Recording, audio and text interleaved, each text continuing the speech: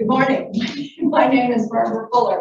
As chair of the board, I welcome you to this April 19th, 2022 working session of the Washtenaw County Board of Road Commissioners. Our communications manager, Emily Kaiser, will describe how our meetings operate, how to access the agenda packet, and how people would have been able to participate remotely, but as she described, we're having some technical difficulties. So she'll explain what's different and how we will proceed. Emily. Thanks, Commissioner. So yes, as Commissioner Fuller mentioned, we are having some technical difficulties. So if you are joining us virtually today, you won't be able to make virtual public comment, but we will have a public comment period for anybody joining us here in person. If you are joining us virtually and you have questions in the chat, please feel free to put those in chat and I will try to help you troubleshoot. Again, we are having some technical issues, but you should be able to hear us and see us today. The audio and video of this meeting is being recorded. A link to the video recording will be posted to wcroads.org in the coming days. And there are printed copies of today's working session agenda on the table here, and it's also posted to wcroads.org. And there's a link available in the chat if you're joining us from your computer or smartphone.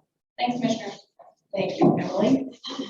At this time, I will call the meeting to order, and if Erin would please call the roll. I'm going to do roll today. And if Emily would please call the roll. Thank you. Sorry, we're going with the flow today. So Chair Barbara Fuller. Present. Vice Chair Rod Green. Present. Commissioner Douglas Fuller. Present. Commissioner Gloria Yanis. Present.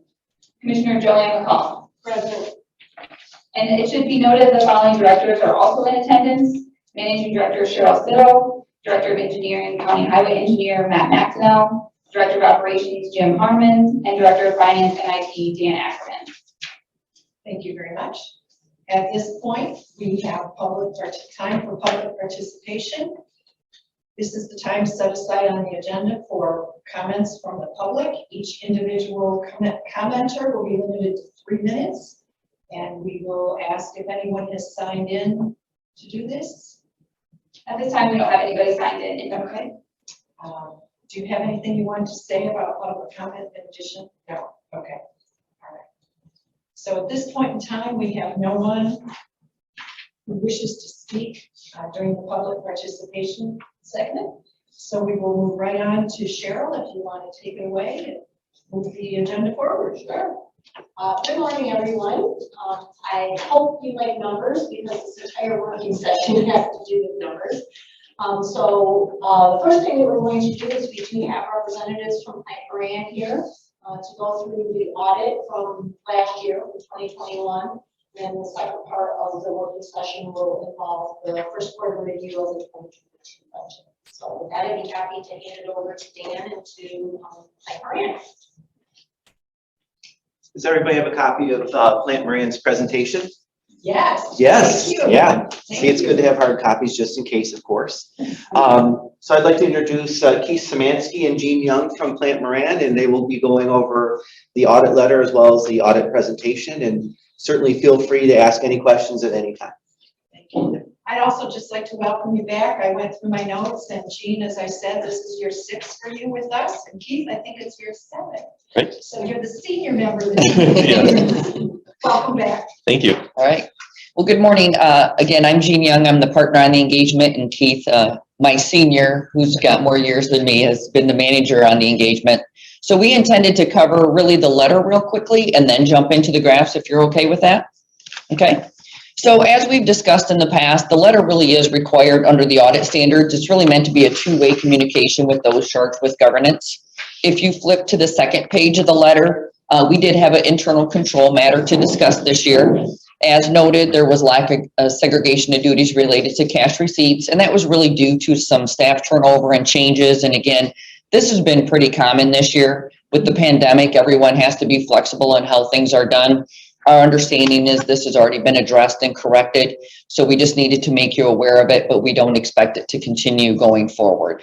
If I could please just to interject. Yes. At our board meeting on the 5th, Dan explained the circumstances around this, and just for the record, we were aware of it ahead of time and appreciate your help in getting that straightened out, and Dan doing the best he could under extenuating circumstances.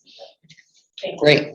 Appreciate that. And again, that's really the key, is that if we have a comment that it's addressed and not existing going forward. So I appreciate that it's already been resolved.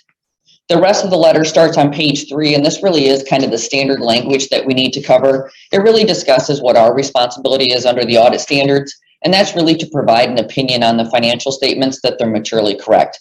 And Keith's going to go through those a bit more when we go through the graphs. We also, during our process, will evaluate some internal controls, key internal controls such as cash receipts, but we don't give an opinion on internal controls. But again, if we come across something that warrants reporting, we let you know that. There were no new accounting policies this year.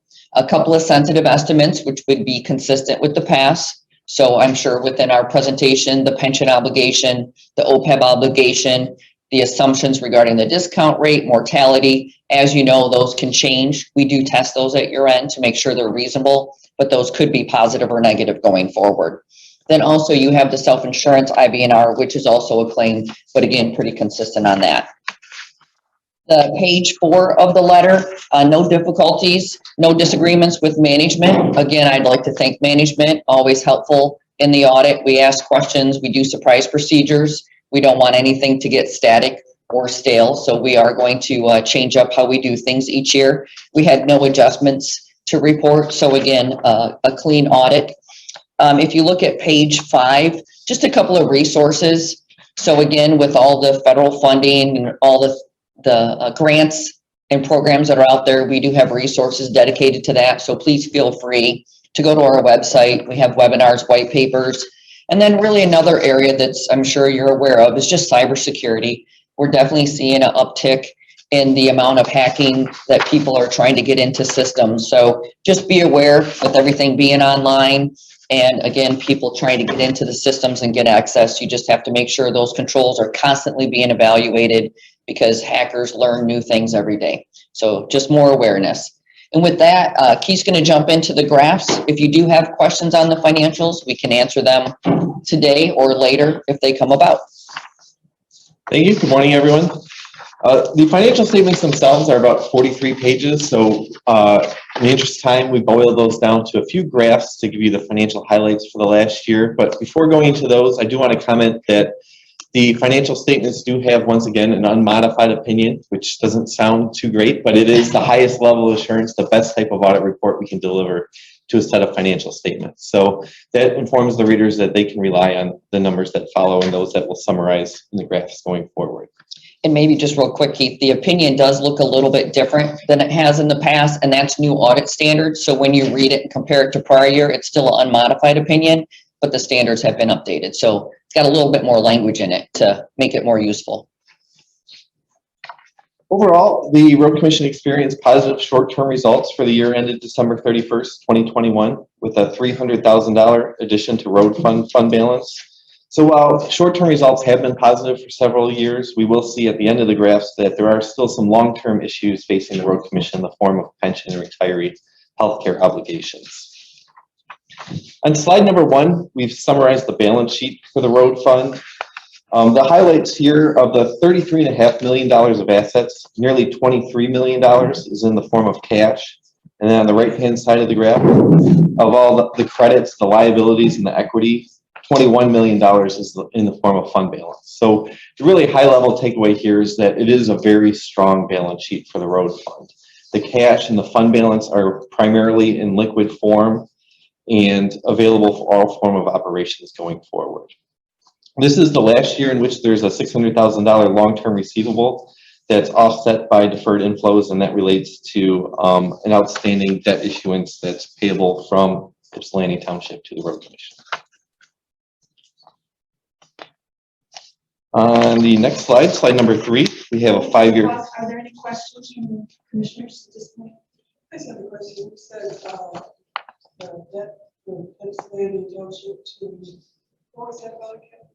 Several years ago, the Road Commission issued long-term debt in its name for a project that benefited the township, and the township is paying both the principal and the interest to the Road Commission as it becomes due. So the road fund has a receivable to say that that money is going to come in the future and then be used to pay for the debt. And this is the last year that will be paid off in 2022. Anything you want to add to that, sure? It was, I believe, a $10 million bond that was sold 10 years ago. And why is it on our books? We did it to assist the township, although they certainly incurred all the costs to this organization hasn't, but we did it to assist the township. We have historically done that for the township. Is that a common practice? Or is that an unusual situation? With Ypsilanti Township, it has been a common practice. It has not necessarily been a common practice with all of our townships. But historically, there's been a relationship there with Ypsilanti Township. Thank you. Thank you. And graph number 3, we have a 5-year history of revenue for the road fund. Total revenue did increase by about $5.7 million, or about 10% compared to 2020, previous year. The largest revenue source, once again, is the Act 51, or the Michigan Transportation Fund disbursements from the state.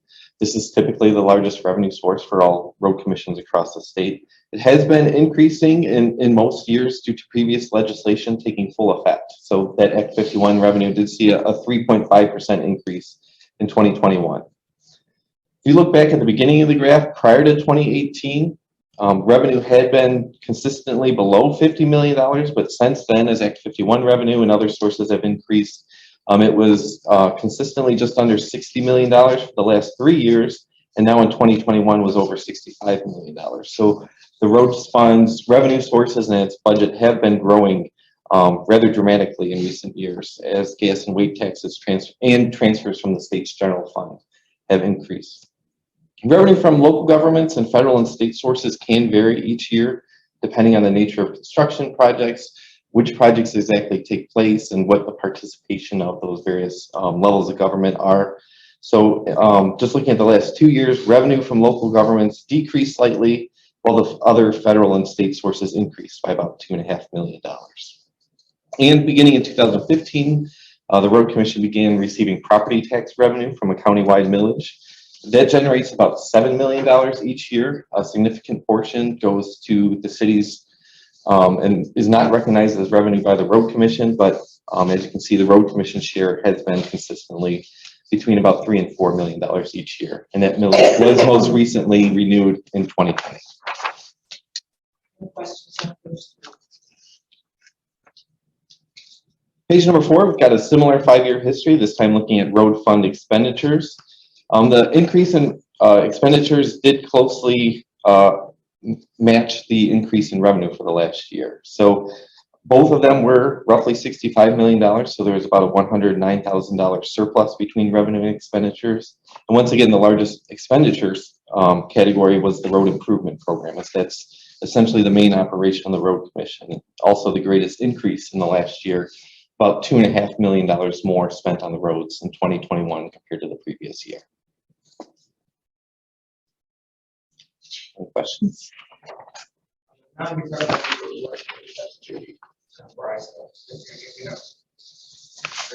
Primarily, it's primarily health insurance and pension and those type of employee obligations for the Road Commission. Yeah.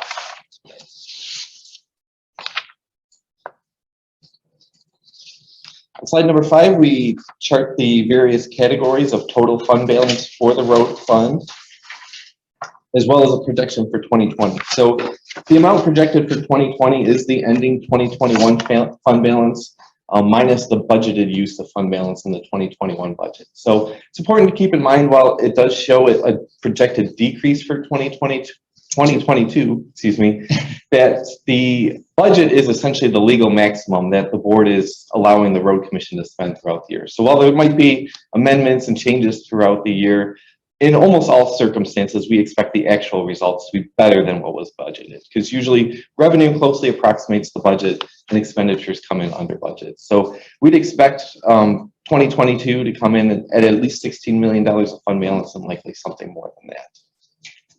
Any year in which revenue exceeds expenditures, the fund balance increases, as has been the case for just about every year here, with the exception of a very small use of fund balance in 2020.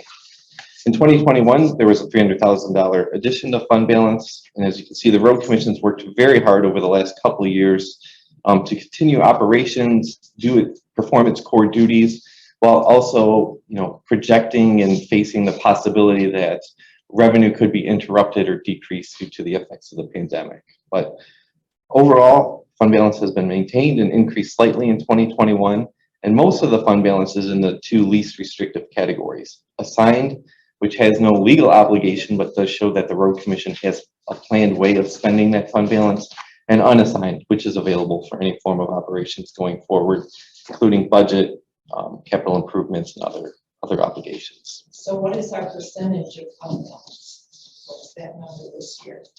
That is My a number great never question. goes with your number. No, I'm not. We're gonna use his. No, don't hurt mine. I believe it's in the low 20s. Okay, And we do some other calculations as far as, you know, some of that fund balance is tied up in inventory. So when we look at a percentage of expenditures, we have to deduct those. That's why I'm just giving you a guesstimate. But I can give you an exact number later if you'd like, Barb.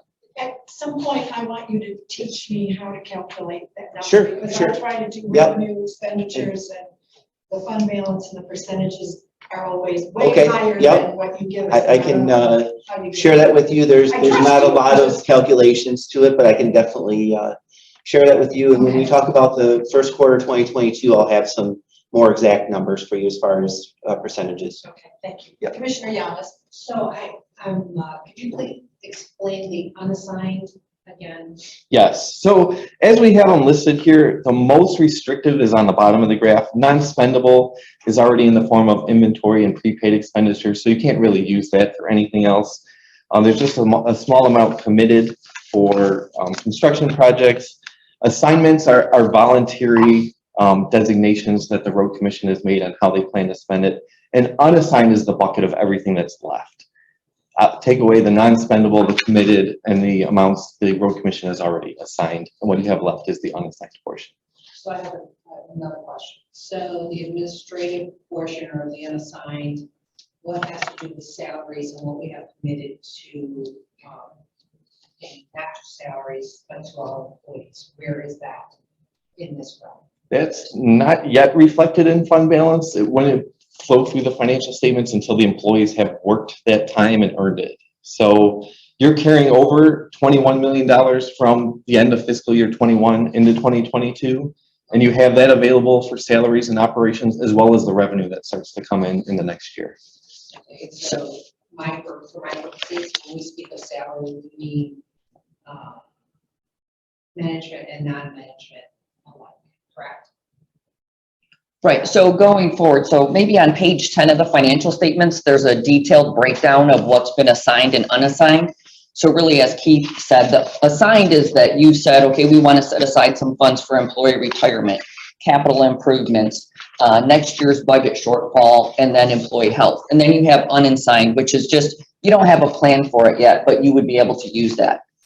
You would be able to use $19 million of fund balance next year if you wanted to, if you had that short of a budget shortfall. So basically, this is your reserves that have built up over all the time. So if next year revenues are less than expenditures, you have $19 million to cover those shortfalls. So I guess my question is, what we assign to pay our non-management employees that are in this dollar amount? What you've assigned to pay should be in your budget for 22. So that should be part of your expenditures. And that's where your revenue for 22 minus expenses. Right now, you're projecting that you're going to have about a $4.9 million shortfall, which means your expenses are going to exceed the revenue. And you've already assigned that. You've already said, we're going to take a piece of that reserve and hold it for 22 in case this really happens. So that's really more what our fund balance is, or if we needed to, you know, if our expenditures exceeded our revenues. But in the first quarter budget documents, you'll see in our departments, operations, engineering, and administration, there's a line item right at the top for wages. It's account number 704, I believe. Okay. And right there is where you see the budget for wages for both non-union and union employees. So. And the recommended fund balance percentage is 15 to 20%, correct? So again, it's really, you got to look at every situation is different, right? So I think it's more of, do you have a plan? So you don't want to have no unassigned fund balance to cover operations into the future. But I think, again, it really depends on what are your obligations for pension? What are your obligations for retirement? What are your obligations for road projects? So I know a lot of people will say 15 to 20%, but again, I think it's more of if you know you need these funds for capital improvements and these other obligations, that's really more important than having a true 15%. It's really more, is there a plan with the reserves that you currently have? Well, I was just gonna say, from my perspective, I'd probably like to see it at 30%, but we also have work to do. We have employees that we need to pay and recognize, and you know, pension obligations, OPEB obligations. So with the balanced approach, we're probably not going to be at 30%. But also hopefully we're not at the low end either. We don't want to get to 5% and say an emergency were to occur. We want to make sure we're fiscally responsible, so we can address any shortfalls that we might see. So, but you know, Plant Moran's kind of given us a target range that we take very seriously. We try and get, you know, at least in the middle, if not the upper end, but there's, you know, work to be done, of course, too. Well, and there's no predicting what MTF is going to do. Exactly. The years ahead. Right. We've been surprised along the way lately. So Yes. if we don't have that so-called rainy day fund or cushion, we could find ourselves in a real pickle. Right. That's why you don't want to be on the lower end of, Right. of the percentage of expenditures, right? So it's not that we're hoarding money, it's No. that we're trying to be ready in case Yep. Right. the sky falls. But as you've seen, we've accomplished a lot in the last, you know, several years. Right. Right. You know, so I want to make sure we're not ultra conservative and saying, oh no, we can't do any, you know, additional road work. We can't buy any equipment. And again, so we try to do that balanced approach. So we're addressing, you know, the road needs, the employee needs, equipment and facility needs, you know, just to try and address everything that we can, but then having that, you know, funds in case we need it. Hopefully we don't, but you know, you know, just like your own finances, right? You don't want to spend everything and then something were to occur and you don't have any money to pay for it. So. Thanks for that clarification. No? Okay. On slide number 6, we switch gears away from the short-term results of the general fund and begin to look at long-term obligations. On this slide in particular, we're looking at the pension plan. So the total line, both the blue and the red portions together, represent the total liability as measured by the actuary for future benefit payments. The blue bar represents how much of that has been funded by the Road Commission thus far and is in the trust at MERS. So you can see really over time, for the most part, both numbers have been increasing. The liability has steadily been increasing as employees earn future benefits. Occasionally there are adjustments to the assumptions in terms of how long beneficiaries will live, the assumed rate of return the investments will earn in the plan. But generally the liability has been increasing over time. The blue line representing the assets does vary. It goes up and down primarily based on market performance. And it's also worth noting here that the last measurement available for the audit was as of 12/31/2020. So this is on a little bit more of a lag than the road fund results that we just discussed. But at the end of 2020, there was an improvement in the funded ratio, a slight increase, but the funded status of the pension plan increased from 54 to 57% as of the end of 2020. And we started at 0 in what year? Was it 2006? For pension, it would have been farther back. Pension, not the OPEB. Ah, okay, okay.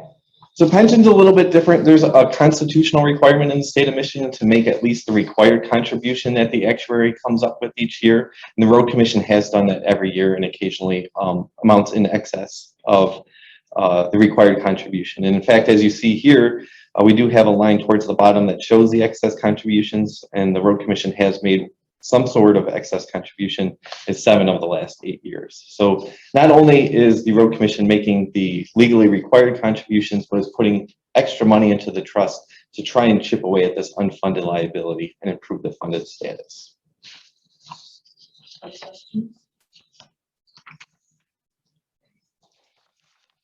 Slide number 7 looks at the performance of the retiree health care plan, or OPEB as we sometimes refer to it, other post-employment benefits. Unlike the pension plan, there is no legal requirement to make contributions into a trust. Many governmental entities up until recently were simply doing pay-as-you-go funding. So they would wait for premium invoices to come from the healthcare provider for current retirees and pay those out of the road fund without setting any money aside in a trust. The Road Commission several years ago did establish a trust and has been consistently making contributions into that, while continuing to pay the benefit payments out of the road fund, which allows the money that is in the trust to grow without being reduced for current payments. So as a result, a significant number, over $19 million as of the end of 2021, has been accumulated in the trust, which makes this plan 69% funded, which is very strong for a retiree healthcare plan among governments across the state. Many of them are at very low funded ratios because they've only very recently began to fund this at all. So that's a tremendous credit to the Road Commission for, one, having the insight to start funding this several years ago and remaining committed to that throughout the annual budget process of putting more and more assets aside in the trust. Comments, Dan? I was gonna say, this is something that I'm really proud of. You know, in 2014, we're at 16%, and now we're at 69%. So I think that that's incredible as far as the ground that we're making on this. And certainly the board at the time, when this first came into being, even before 14, I believe, our board was committed to our retirees and made the decision to start funding it, I think, before most agencies did. And I'm really appreciative of that. And I think the results are showing here. And at one point, hopefully we'll see 100% funded, and then that may create another good problem to have, right? Absolutely. Thank you. The last slide is one we've added just for this year, which are potential challenges facing the Road Commission at this time. So, you know, coming out of the pandemic, we've seen a lot of sort of unique financial circumstances, changes that, you know, weren't there for the previous 10 years since the Great Recession. And so those are posing some unique challenges at this time. So number one is inflation. I'm sure the Road Commission is already seeing increased costs for its materials and supplies, and this is also putting pressure on wages. So across the board, everywhere we go as we speak to management, they're having trouble recruiting and maintaining the talent that they'd like to have on staff throughout the time. So I'm sure the Road Commission is no exception to that. And it's hard to say what the solution is, other than to, you know, try and take all factors into consideration, try to remain competitive in the marketplace while also, you know, keeping an eye on the budget and what's reasonable to pay for certain positions. Similarly, there have been supply chain issues, interruptions in the delivery of materials and supplies. There could also be delays in receiving equipment that's been ordered, where, as in the past, you know, you could often put in an order and receive on a timely basis what's needed. Now we're seeing some delays from vendors and being able to deliver those trucks and heavy equipment in particular. And again, cost for those continues to increase as well, along with all the inputs into that machinery. There's going to be an influx of money for infrastructure in the state of Michigan. We've seen that as they've dedicated more and more money to roads in particular. But now, as you know, there's been the Infrastructure Act passed by Congress, you know, injecting billions of dollars for infrastructure projects. That'll be divided up between, you know, water and sewer, broadband, electricity, but certainly a significant portion will be available to roads as well. So while that's certainly a good thing, it also creates additional challenges. Some people are expecting to have difficulty hiring contractors because there's, you know, not more laborers to do that work. There's not a lot of brand new construction companies developing to perform this work. So just the natural supply and demand of labor and contractors available to do the work is going to cause those prices to increase as well. So it'll cost more to get the same work performed. And then when we put these slides together a few weeks ago, we talked about revenue uncertainty. At the time, gas prices were very high, and there was at least some discussion of suspending the gas tax in the state of Michigan. That hasn't come to fruition thus far and has quieted down recently, but, you know, not knowing what's going to happen with prices and the political environment, that's always at least a small risk is out there as well. So I'm sure the board's aware of these, have had discussions with management regarding at least some of these challenges. We wanted to put that in the framework of the audit and looking at these very positive results over the last year, but recognizing there are challenges going forward as well. So that's all that Jean and I had planned to discuss, but we're happy to pause and answer any questions that remain. Commissioners?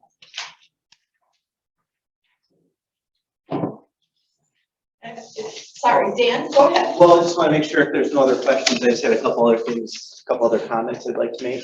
Okay, go ahead and make the comments and questions may occur as we Sure, that's go through the fine. process of the vote. So as you heard, we had a clean, unqualified opinion from the auditors. And, you know, this could not be accomplished without the great financial staff that I have. I wanted to acknowledge them. I believe they are on, Emily? Yeah. Okay, unfortunately, you can't see them right now, but that's fine. Maybe they can Can come they see into. us? I think they can see us, yes. Thank you. Yes, so Tracy Balkwell is handling our payroll. We had retirement last year and we're coming up to about a year now that Tracy's been handling payroll.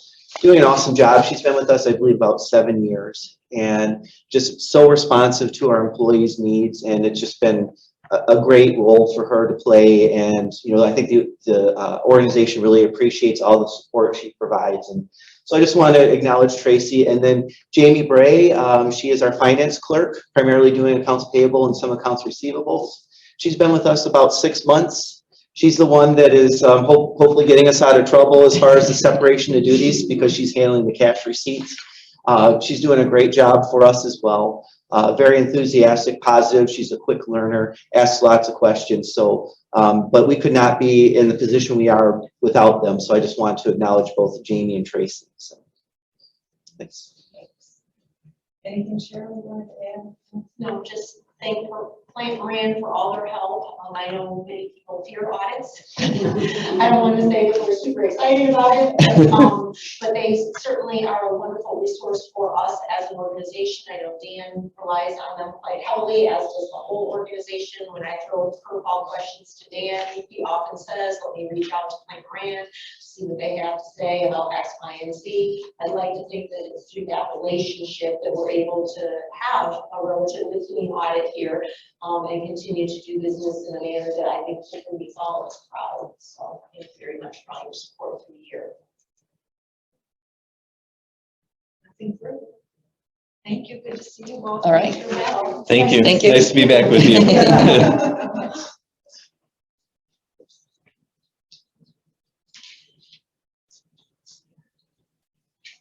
All right.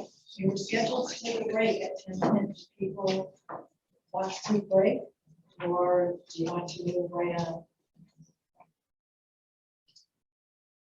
Dan? Sorry, would you mind if we took a quick break so we can switch gears? I'm not sure how I'm going to present to you, and we Certainly, can that's fine. let the auditors go if they would so choose. So if you don't mind. Don't you want to stay?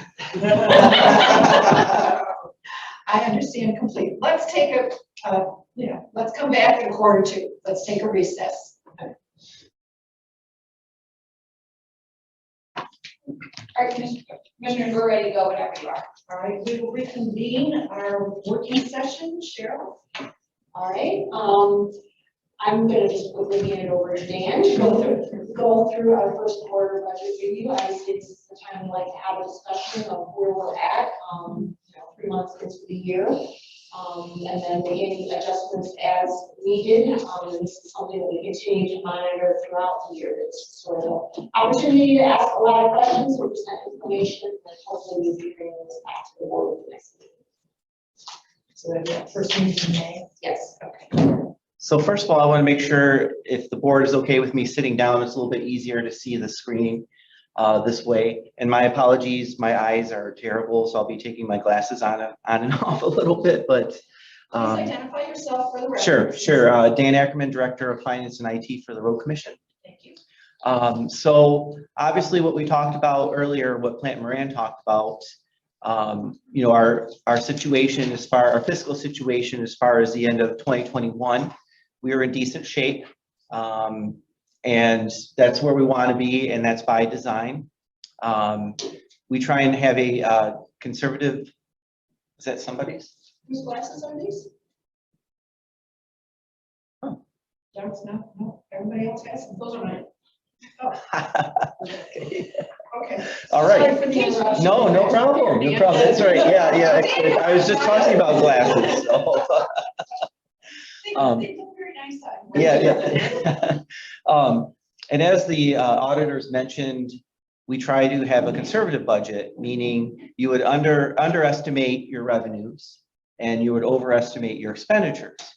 Now, but we do that, but we also want our budget to mean something. So, it'd be easy to double all of our expenditures and we came in half, right? Oh, great. But we want things to actually mean something too. My goal for all revenue and expenditure line items is to come within about 5%. Certainly, things like Mother Nature, if a project's carried over, if some equipment that we budgeted for doesn't come in, we can't control those type of things. But that's my goal, to make sure our budget is meaningful but conservative. Your revenues again should come in a little bit better and your expenditures should come in a little bit under. And certainly that was shared with you. We had about a $21 million fund balance coming into 2022, which I think is a really good spot for us to be in. And we've been pretty consistent over the last few years around that level as well. So with that, we'll talk about the Q1 2022 budget summary. And does everybody have that, either a hard copy or, okay. So we'll first talk about our revenue. Next slide.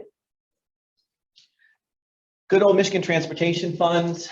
Again, budgeting, if looking at that on a month by month basis, it's all over the place, right? I mean, we've had, 40% increases from one month to the previous year. We've had decreases, but certainly we look at January through December to determine where's our Michigan transportation funds, where are they going to land? Again, I tend to be a little bit on the conservative side. Cheryl sometimes make sure that I'm not ultra conservative, so it's a good check and balance there. So the most recent estimate from MDOT was a slight increase to the Michigan transportation funds for 22, 23, and 24. That estimate was from early February. Certainly a lot happened in the world since early February. So we always, whatever their estimates are, we always are a little bit below what their estimates are, but maybe even more so now, because I'm convinced they may have to adjust it the other way whenever they do that. And I don't know, it's fairly random when MDOT actually comes out with new projections, but I'm hoping soon. And then certainly wherever they are, then we'll look at where our numbers are.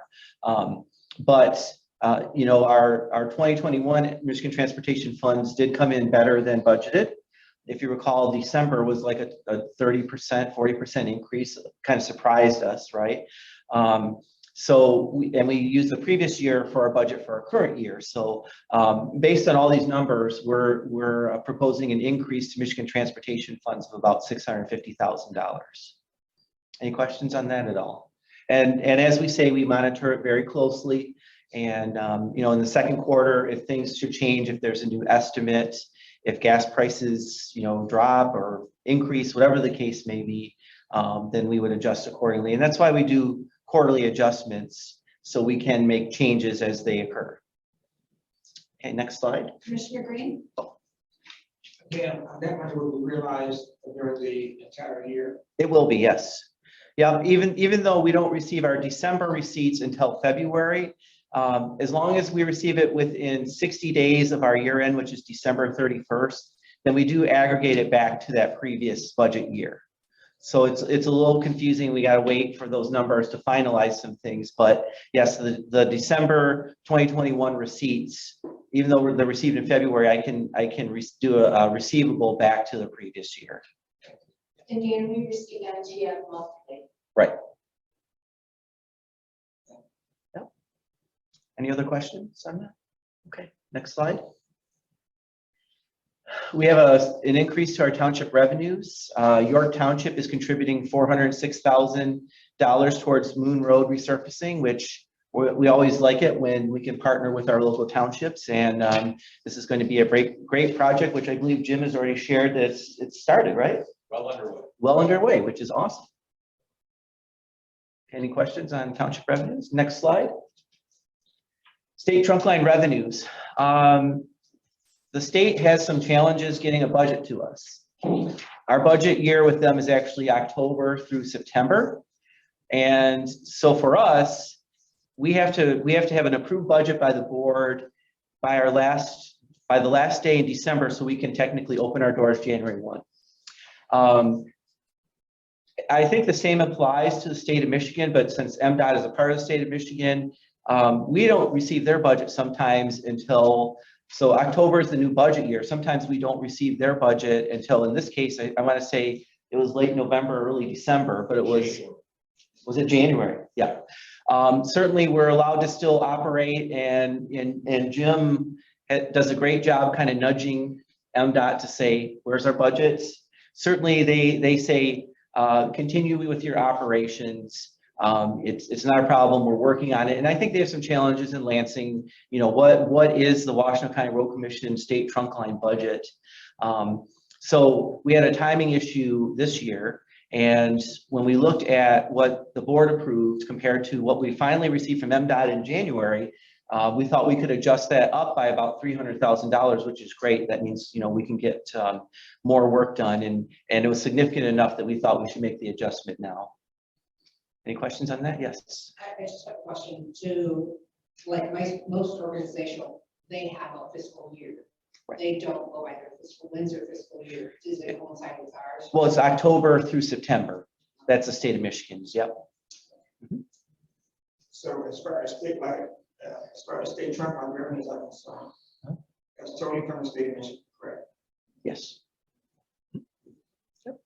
Commissioner McCollum, Did they ever find out why it was delayed? was there explanations? I don't recall. No explanation. Oh, come on, Jim, what's the backstory? Left off. Okay. You know, I think the main thing for us is that MDOT says you can continue to operate on the state roads. We're working on a budget, you know, verbal agreements or whatever the case may be. You know, work continues, of course. And, you know, that's the most important thing to me, that, you know, hey, this budget is coming, and there's usually no surprises, although this time it was a positive surprise, right? It was a little bit higher. You know, we'll take that every year, but yeah, and I know Jim's worked really hard with his counterparts at MDOT to, you know, to try to have them be more timely with a lot of things, in particular the budget. So I guess we'll see what happens next year. I was So just wondering if it's kind of the same thing as what's been going on with the pandemic, people, you know, in a position or something like that. you know, and that very well could be. I know their Office of Commission Audits, they audited the 2019 state trunk line contract year last year. That process took about a year. And, you know, talking to some of the folks at the Office of Commission Audits, they said staffing issues, change in leadership. They mentioned COVID. So, you know, you wouldn't expect an audit, a trunk line audit, to go on for a year. Or for me to reach out and say, hey, I provided you everything you need. How come you're not done yet? So, but they did refer to all those issues, and I know it's been a challenge for all government, as Plant Moran kind of alluded to, you know, with turnover and everything else. It's been a challenge. So, yeah. Okay, any other questions on this? Next slide. Federal aid. So I did want to point out, I don't know if you have the booklet of the entire Q1 documents, but in Appendix I, you'll see the primary roads projects, and anything that's highlighted, there's been a change. And so a lot of that I'll be speaking to in the next several slides when I'm referring to projects. But right there you can see anything that's highlighted has been changed. So as far as our federal, pardon? There's a lot of yellow. There's a lot of yellow. Unfortunately, again, Plant Moran talked about inflationary increases. So we've had to acknowledge those. We wanted to acknowledge them now, as opposed to, you know, waiting till the end of the year. You know, some of the projects, the scope may have changed. If you see a project itself highlighted in yellow, that means it was added. So there were a few things that we added as well. So again, Appendix I believe might be a couple of pages in what you have there. But as far as the impact on federal aid, there were some changes with bid prices for Tuttle Hill Road. That's in Ypsilanti Township, about $482,000. Barker Road and North Territorial Road at Pontiac Trail. And with those increases in revenues, we also would have an increase in expenditure. So that portion is a wash. But if you look at Appendix I in WCRC expenditures, that should be the rightmost columns there. We will also, if we have some of these projects have a local match.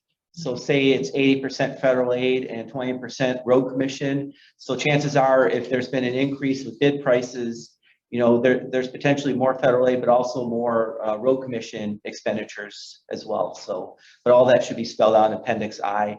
And I'm sure staff would love to go over any projects in particular you might have questions on. Mr. McEnroe has a question. I just want to know, Tuttle Hill Road, has not been bid, but it received additional federal funds. We got a call and said, could you use more funds for your project? And we said, of course. So, The answer is never be no. Yeah, right. so we will be bidding that project out, and we got additional funds, for that project. So that's good news. So I just want to make that clarification. Thank you. We're seeing increased bid prices, and certainly I'll report back. I believe that is scheduled for June MDOT letting. Thank you. Okay, any other questions? Is infrastructure money included in the federal aid? Infrastructure money? I believe it would be if we receive any, right? That would come in the form of a federal or state grant. So with the, Matt, do you want to go up to the? sure. With the federal bill that got passed, we have seen projected funding amounts go up. But we haven't seen anything specific saying this is new money, so to speak. When you get a 4-year authorization, that's really what that amounted to, plus additional funds for things like broadband and water systems and bridges. So you're seeing a lot of funding projections go up slightly, which is good news. But what I'm seeing is the cost of building things has gone up more, unfortunately. And that infrastructure money will go to the state and then have to trickle down. We're not gonna get a check here directly, is that correct? It goes through the federal aid planning process, unless there's new grant programs that are established, which many of those will still go through that same process. They just didn't get the program. But what Matt was saying is there already was a process, and the previous federal transportation, the FAST Act, has a dollar amount to it. What we've seen with this, the IIJA, most recent infrastructure, is about, what was it, 27% increase. So it really was reauthorization of the FAST Act plus about 27%.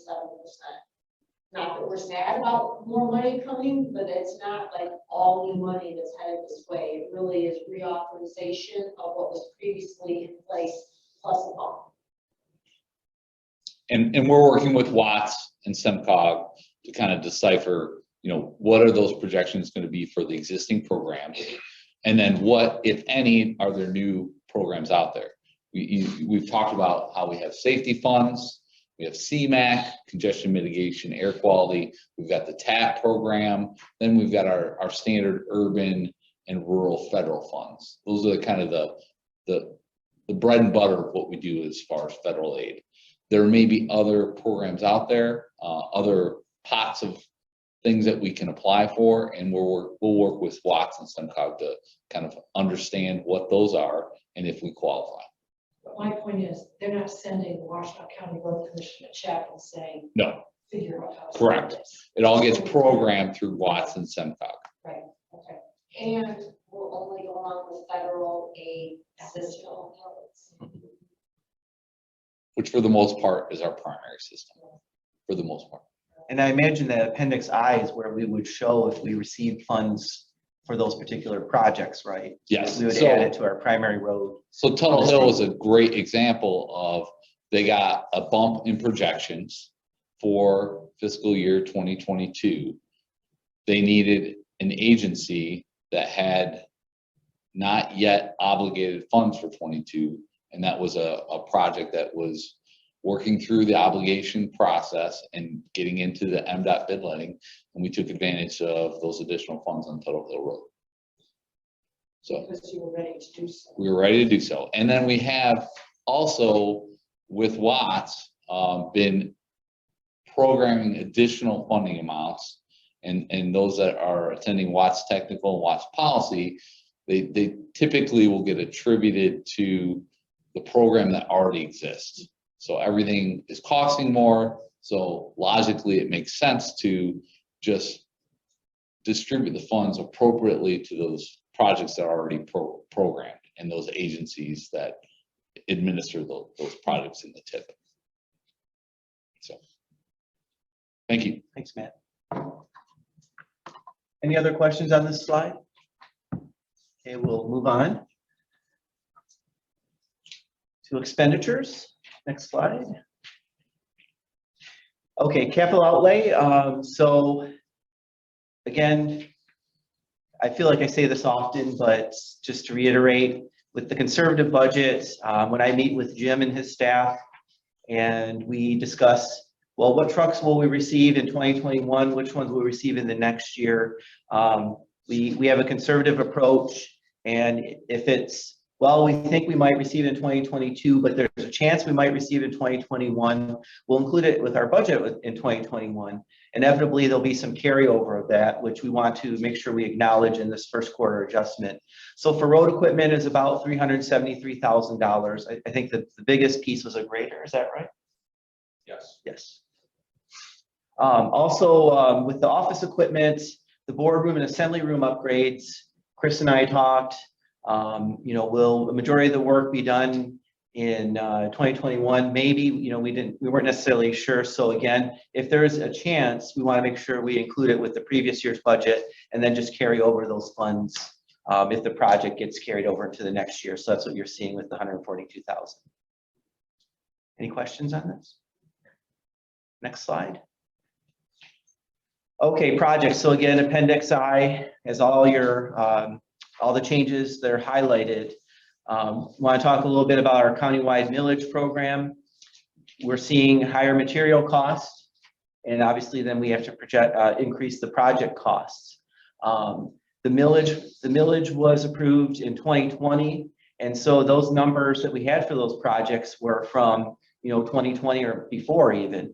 Obviously now when we're looking at performing the work and prices going up, we want to make sure that we can fulfill our commitments as far as the projects that we've determined we want to do this year. And the millage funds are fixed, so that means that any additional increases would be on the road commission's responsibility. And again, we want to make sure that we can fulfill these commitments. So with all the changes for the countywide millage program, we've had to increase the road commission's commitment by about $1 million. Again, the millage is bringing in a little over $4 million of revenues. And obviously we're accomplishing a lot of work with that too. So I kind of said a lot there. I don't know if there's any particular questions. Remind us what the years for this current countywide millage covers. Which years? I want to know when it needs to be renewed. Remind us. It's a 4-year millage? It's a 4-year Yep, millage. and- It was on the ballot in 2020, and it is, the construction years are 2021 through 2024. So if we were to look at another renewal or a replacement millage, we would be wanting to do that and be on the ballot in 2024. Thank you. So I think you said that's about $4 million per year. Yeah, the money to the road commission is about $4 million, a little bit over. Mhm. Yep. Commissioner Doug Fuller? Now, through the chair, two-part equation there, or two parts of the equation. If, for example, the city of Dexter, just to choose something, had a project that was part of this village application, scheduled for, I don't care what year, but in the amount of $3 million, just protect. And the actual, when we get to the bidding of that, or when the city gets to the bidding of that, it comes in 25% high.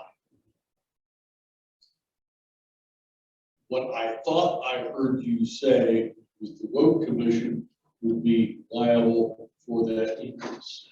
No, this is more related to the road commission administered projects. Okay. The city, so basically, yeah, That's what. right. slightly over half. Right. The total money is not the ability to bring in about. About 7, right, and then the larger share, the other larger share going to the city of Ann Arbor. So we are kind of the intermediary for the millage funds for all the municipalities. And one of the things, Commissioner Doug Fuller, sorry, I'm trying to, anyway, is they have to demonstrate how much was collected. So their assessor provides us, this is how much is collected and this is how much we can justify. And we compare it, of course, to what was on the millage project list and so on. Right. But that is as much as we can give them. So the rest would be on the city in your example. Thank you. Yes. That's- Okay, sorry about the confusion. I don't mind Yep. us being liable for increases in our projects. Right. I don't want to Yes, be we're not. liable for projects in the city of Ypsilanti. Yep. The city of Dexter or whatever. Thank you. Yeah, and we are not in all the municipalities, we've had those discussions and they all have that understanding that if their project does go over, it's basically kind of capped to what we can provide them. Thank you. If they decide they don't want to cover the overage, what happens to the project? That's where Cheryl's probably going to have some discussions with them and. We have allowed municipalities to make changes to their own programs as long as they document that they are requesting a change to the program and provide a reason why. We have had many conversations about the importance of fulfilling the promises to the voters that we're very public about when this is on the ballot, the projects that are being done. We're trying to be open and transparent. But we do also realize these types of things may happen and priorities may change. Maybe they got federal dollars for something that they originally were going to do millage dollars with. It doesn't always have to be a sad story, it could be a good story. So we've just asked that they provide sufficient documentation to us that they're changing their priority and why, so that if we're ever asked, we can say this was the community's request and here's the reason behind it. But we've allowed them that flexibility. At the end of the day, we think what is important is that they are investing their millage dollars in their community according to their priorities. So they could swap something out if it got too expensive, they needed to do something else with it. Okay. Absolutely. And ultimately, Matt McTonnell, our county highway engineer, signs a warrant with, say it's for the city of Dexter, what the project is, what the dollar amount, and at the bottom it says it's significantly complete and open to traffic. And then he signs that and we provide that to the county and then they transfer the funds. But we tried to make it as simple as possible, the process. Not a lot of hoops or red tape. But a lot of it is also on the municipalities. Hey, prove all this work was done. We receive copies of their expenses, but ultimately they would need to approve things if they were, say, audited on it. So the county has the millage money. Right. It's not sitting here. We submit invoices to the county. We do, right. And then they reimburse. They transfer the funds, yeah. Mhm. And then we will issue a check to the city of Dexter or whoever. Mhm. Okay, any other questions on this? Okay, next slide. So we do have some MTF funded projects. I believe this is a new project that we added, the countywide crack ceiling for 180,000. So again, if you go to Appendix I, that should be highlighted. The countywide crack ceiling should be highlighted. And then we had an increase for cost on Pleasant Lake Road in Sharon Township, and some changes to our seal coat program as well. And again, that should all be on Appendix I. Any questions on any of these? Okay, next slide. Fuel and materials. So we met, Jim and his staff and I, we met and crunched a lot of numbers. Obviously, fuel prices are coming down a little bit, still over $4 a gallon, which is definitely higher than we were thinking coming into the year. So we looked at the operations department, and there's line items for diesel, unleaded, equipment parts. And we decided we needed to increase some of these line items. So we're projecting an increase of about 225 for diesel fuel, 30,000 for unleaded, and then 25,000 for equipment parts. We feel like, just everything is going up, it seems like, and we want to make sure we have enough in the budget Certainly, we hope things come in under, but we just want to make sure that we make these adjustments now so we don't have any surprises later on in the year.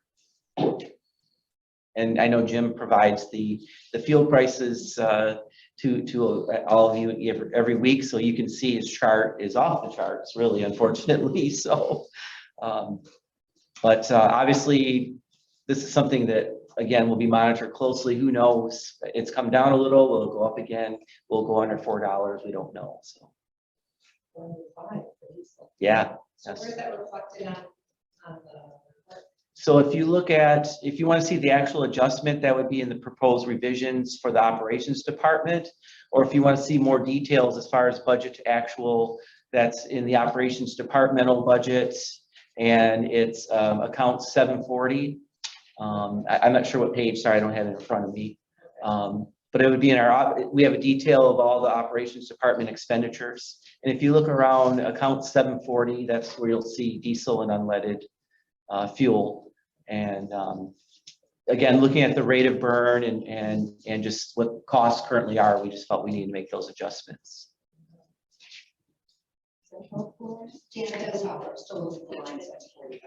Cheryl said it's on page 15 of the larger budget document. Yep. Any other questions on this? Probably no surprise to any of you. Okay, next slide. Okay, we'll talk about a summary of everything, all of our changes. Next slide. Okay, here you go, Barb. Our overall financial position looks sound. With our adjustments, we would increase our deficit spending to about 6.6 million, but it would still leave us with a 2022 projected fund balance of about $15 million, which is approximately 17% of expenditures. And Barb, I'll be more than happy to show you how I come up with that. So again, yes, no, that's fine. That's fine. You know, ask away any questions you have for sure. So again, would I like to see that higher? I would. And I believe in the proposed revision page, it shows what the board initially approved as far as where we thought we were going to come out in 2021. Obviously, our fund balance was higher. We were thinking about 16 million, and it came in at about 21. And we thought our projected fund balance was going to be about 10 million. That's what the board had approved. So even with the increased deficit spending, again, some of that's carryover. The projected fund balance is 15 million compared to the 10 million that initially was approved. So I just want to make sure the board isn't alarmed by any of these numbers. You know, there's a lot of work we want to accomplish. There's a lot of changes we had to make, of course, and then with the carryovers as well. And I feel like this is, again, a worst case scenario. And by year end, as you've seen our pattern here, our actual numbers at the end of the year always seem to come in better than budgeted. So, you know, it's closer to a worst case scenario, more conservative approach. Any questions on that at all? Okay, next slide. So again, reiterating, 2021, we had a positive fiscal outcome. I guess I already talked about this a little bit. The projected fund balance at the end of 2021 was about 16 million.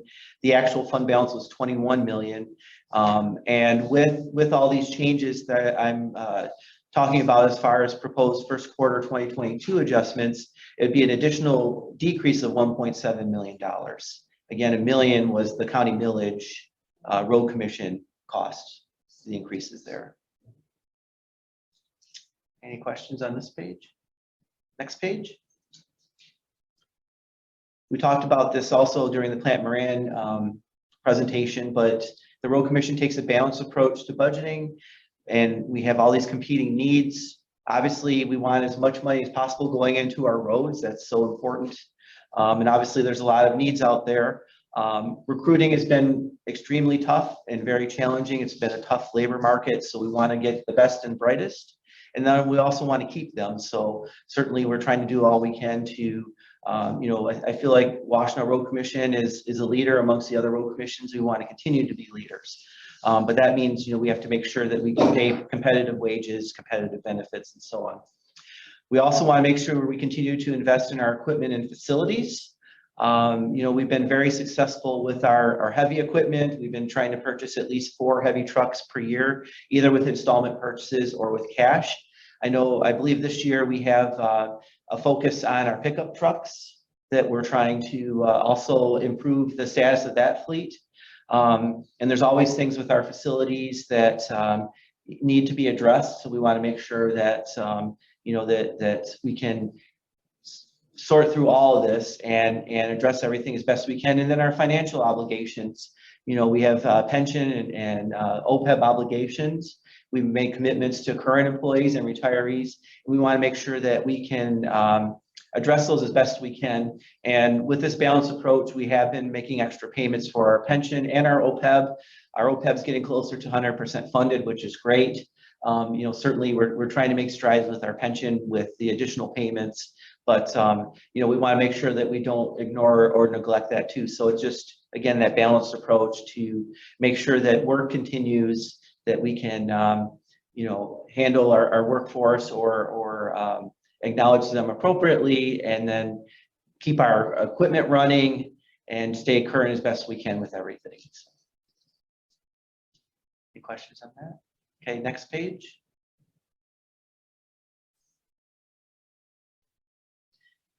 So we're looking at several factors, and there's probably even more than this list. Could probably have about 3 or 4 pages, and certainly Plant Moran gave their take on the factors, and some of these, of course, overlap. We talked about the Federal Infrastructure Investment and Jobs Act, and if there's money that becomes available to us in the form of projects, I'm sure our engineering department will definitely jump on that. They're very good at, and if there's any funding out there that can be had, Washtenaw County Road Commission can be a benefactor of that. Obviously, you're aware of the ongoing labor negotiations. We're hoping to resolve those when we can, but that could certainly have additional potential financial impacts to the budget. The pandemic, I'm hoping to remove this from slides in the near future, but it still is a factor. It is still something we need to talk about, and who knows where things are going, but we're just an awareness sort of thing. Supply chain challenges, I think staff is really having to get creative as far as their bidding for items. Things that took a month may take 6 months or a year, so definitely a lot more planning, and sometimes that is impacting cost as well. So that really, and it's something I have not seen in my 27 years here, all the issues with the supply chain. Is it pandemic related? Is it workforce related? I don't know, but a lot of challenges there. And then inflation. I just read that inflation's at a 40-year high. So that's just pretty staggering, when I hear that. And obviously that impacts everything. That impacts fuel, that impacts benefits, material cost. It impacts everything. So certainly a lot of the first quarter adjustments are related to inflationary increases, but we want to stay ahead of that as much as we can and make sure we don't put our head in the sand and then get surprised at the end of the year. And then Mother Nature, you could have a couple 60-degree days, and then it could snow the next week. So obviously that just happened. So you never know. So, I feel like in a way we're budgeting against Mother Nature, and at some point I'm going to lose, and I have lost before, but we want to make sure, again, with our conservative approach, that we have enough in the budget to cover for all that. Any questions on that? Okay, next slide. Commissioner Dunkel? Yes. An observation. Yeah. Our cousins in North Dakota, this past week, had the almost 3-foot snowfall. Yeah. In a 24-hour period. Even my friends in North Dakota will get your attention. Yes. And I talked to a friend of mine with counties south, who suffered a little bit less, but he said, we always have a 2% in terms of his budget, 2% blip in April, but it's every April, so we just budget. Yeah, exactly. For him, it was a 2% hit budget. Fair amount of money. Sure, absolutely. Yep, and any blips that we receive, we want to make sure that we're ready for it, and we are. You know, I think of the Dexter tornado. Obviously that was unexpected, but we were ready for it, so. Any other questions on this slide? Okay, next. So what are the next steps? Actually, this afternoon, there'll be a receive and file acknowledgement for the board for our 2021 financials, basically acknowledging that it was gone over with the board and just exactly that, you receive and file. And we can stop talking about 2021, hopefully, which obviously finance, we do a little of both for a while, but you know, primarily now we're in 2022. So then the next steps as far as the Q1 2022 budget. So the next board meeting, the May 5th board meeting, we will have the board or the budget on the agenda for approval. If there are any changes from what we've covered today to the May 5th meeting, we will cover that at that time. If staff, you know, if there's some other changes to material costs, if MDOT has a new projection of MTF is going to be in half, then certainly we would want to make some changes and we would communicate any changes and any changes from what we're talking about right now. And then after that, Commissioner Green? That meeting is May 3rd, right? I didn't look at my calendar, Commissioner. Actually, you are correct. Is it May 3rd? Thank you. Yeah. Yeah. I'm sure. I didn't catch it. Yeah, sorry, yeah, I didn't either. Good catch, thank you. That's good. And so assuming the board approves that, in July, we'll have a Q2 2022 budget discussion.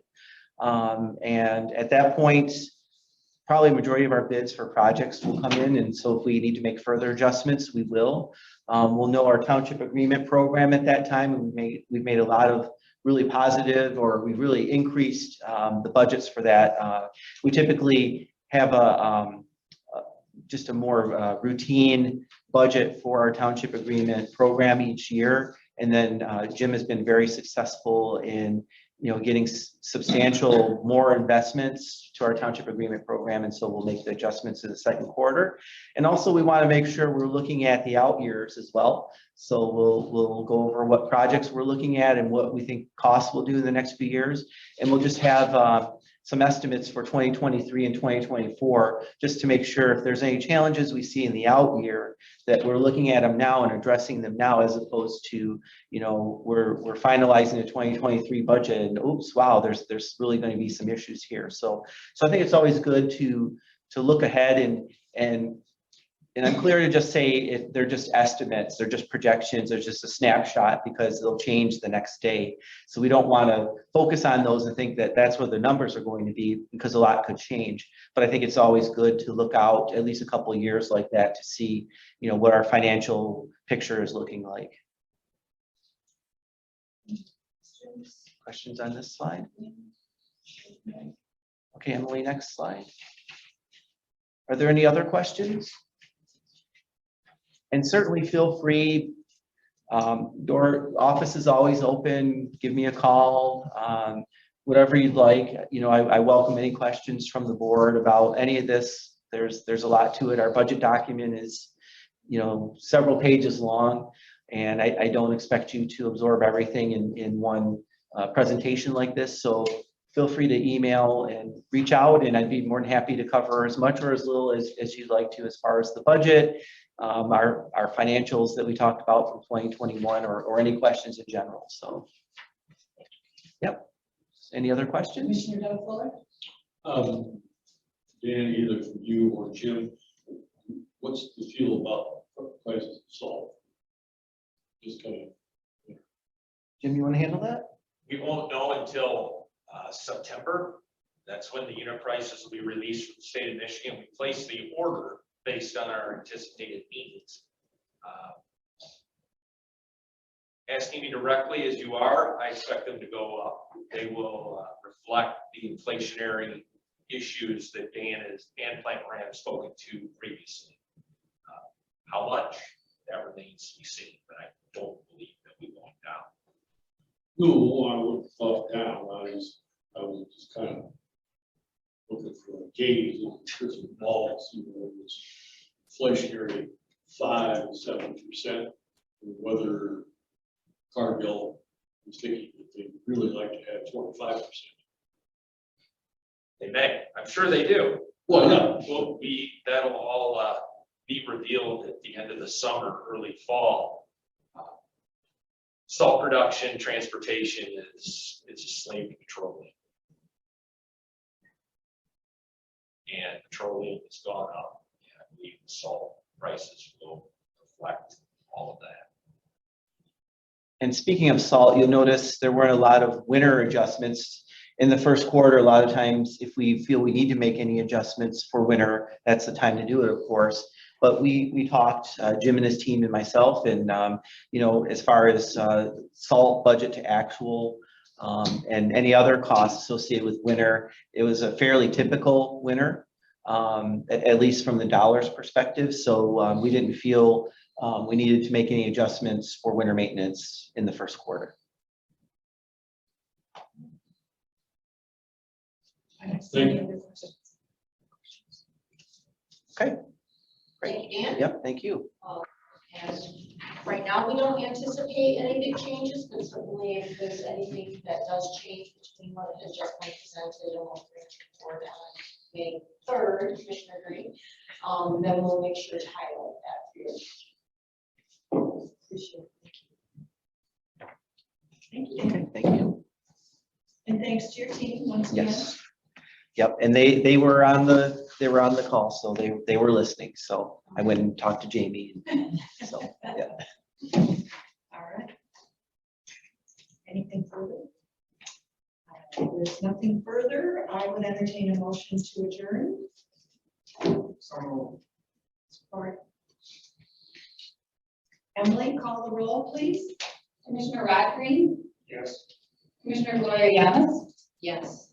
Commissioner Joanne McCollum, Yes. Commissioner Doug Fuller, Aye. and Commissioner Bob Fuller. Yes, we are adjourned. Thank you, everyone.